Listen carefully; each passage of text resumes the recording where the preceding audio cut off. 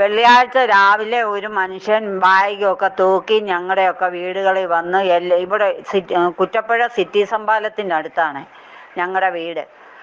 ഞങ്ങളുടെ എല്ലാവരുടെയും വീടുകളിൽ വന്നിട്ട് ടി വിയും ഫ്രിഡ്ജും ഒക്കെ മാറ്റിയെടുക്കാനുണ്ടോ എന്ന് ചോദിച്ചു. Washing machine, T V, fridge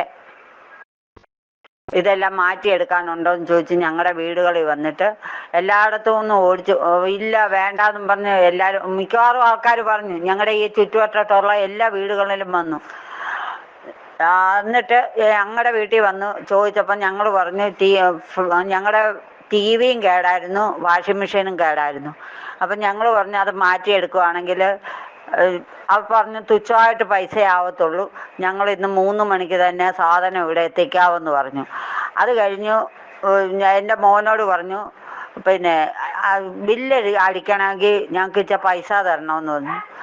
അപ്പോൾ ഞാൻ 200 രൂപ കൊടുത്ത ഉടനെ ഞങ്ങളുടെ മോന് പറഞ്ഞു, അവനോട് പറഞ്ഞു 100 രൂപയും കൂടെ കൊടുക്കാൻ. അപ്പോൾ ആ 100 രൂപയും കൂടെ കൊടുത്തു. അങ്ങനെ 300 രൂപ ഞങ്ങൾ കൊടുത്തു.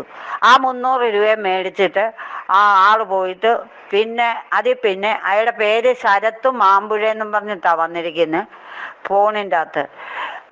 ഈ നമ്പരും ഞങ്ങളുടെ കയ്യിലുണ്ട്. എന്നിട്ട് ഞങ്ങൾ ആ പൈസയും കൊടുത്ത് ആൾ പോയിട്ട് ഇതുവരെ ടെലിഫോൺ സ്വിച്ച് ഓൺ ആയിട്ടില്ല, സ്വിച്ച് ഓഫ് ആക്കി തന്നെ വെച്ചിരിക്കുകയാണ്. ഇനി ആരെയും പറ്റിക്കില്ല.